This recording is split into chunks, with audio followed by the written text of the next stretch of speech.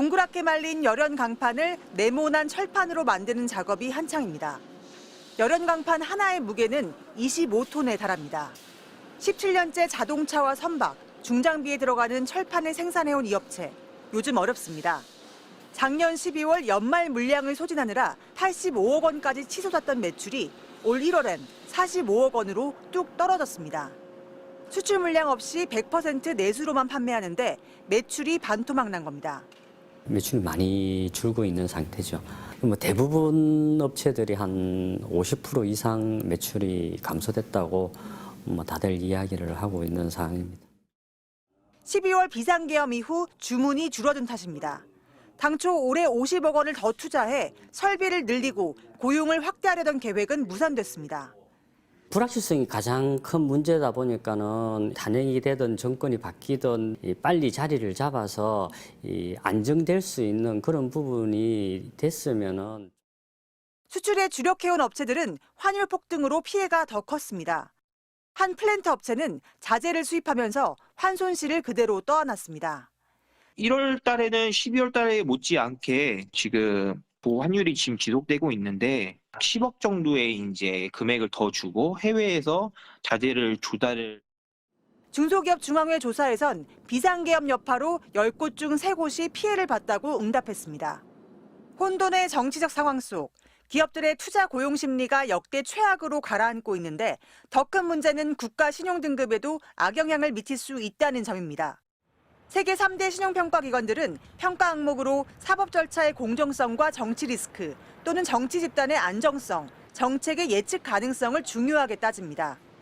나라의 경제적 능력과 그리고 정부의 어떻게 보면은 이제 그 외채 상환 능력에 있어서 상당히 중요한 역할을 한다고 보기 때문에 굉장히 중요한 카테고리 중에 하나로 들어간 셈이죠. 트럼프의 불확실성마저 현실화되면서 전망은 더 어둡습니다. 영국 캐피털 이코노믹스는 정치적 위기 등을 이유로 한국의 올해 GDP 경제 성장률 전망치를 1%까지 끌어내렸습니다.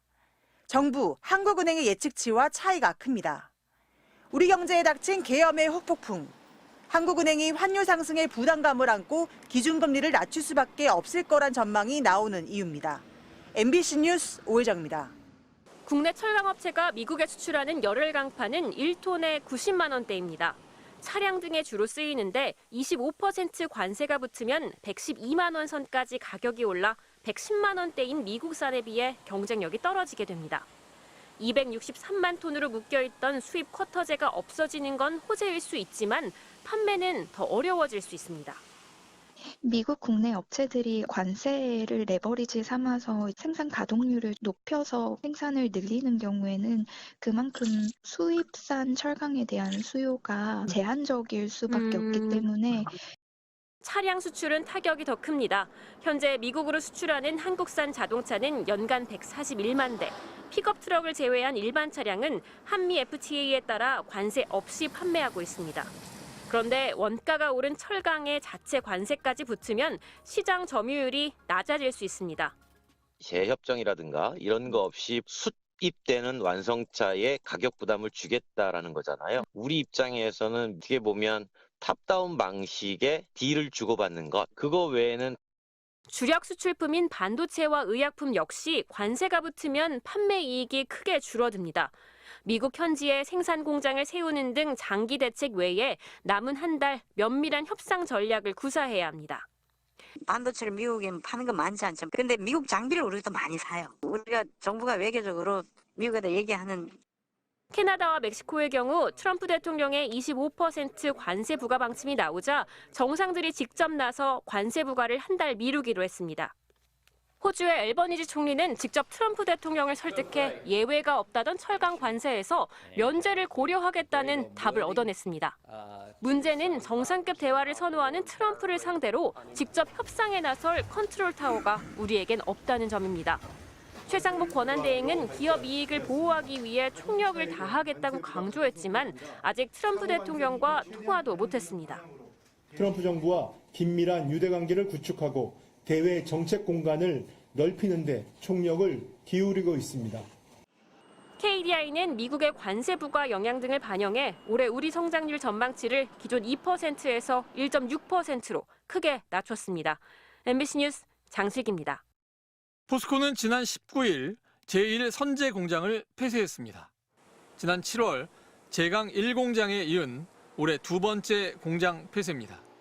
가동한 지 45년, 51년을 각각 넘긴 노후 시설이지만 긴급 생산, 신기술 테스트 등에서 역할을 맡아왔습니다. 국내 2위 업체 현대제철도 포항 2공장의 문을 닫기로 했습니다. 국내 생산이 위축되면서 공장 가동률이 낮아졌기 때문입니다. 이 같은 철강 산업의 부진, 구조조정은 우리만의 일이 아닙니다. 독일 최대 철강 업체 티센크루프 스틸은 지난주 인력 40%, 생산량 25% 감축을 발표했습니다. 지난 10여 년 동안 철강 생산량을 꾸준히 늘렸던 중국이 국내 경기 침체로 소비되지 않는 철강 제품의 판로를 해외로 돌렸기 때문입니다.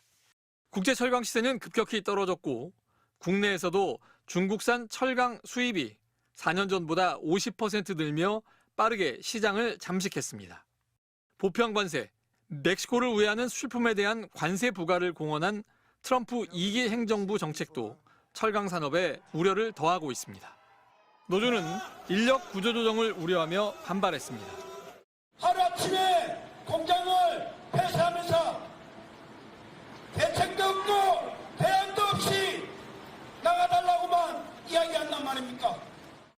유럽과 인도를 포함한 주요 수입국은 중국산 철강을 겨냥한 반덤핑 제소, 긴급 관세 부과로 대응에 나섰습니다. 우리 정부도 현대제철이 중국산 후판 제품을 제소한 데 대해 국내 산업 피해를 조사하고 있습니다. MBC 뉴스 이성일입니다.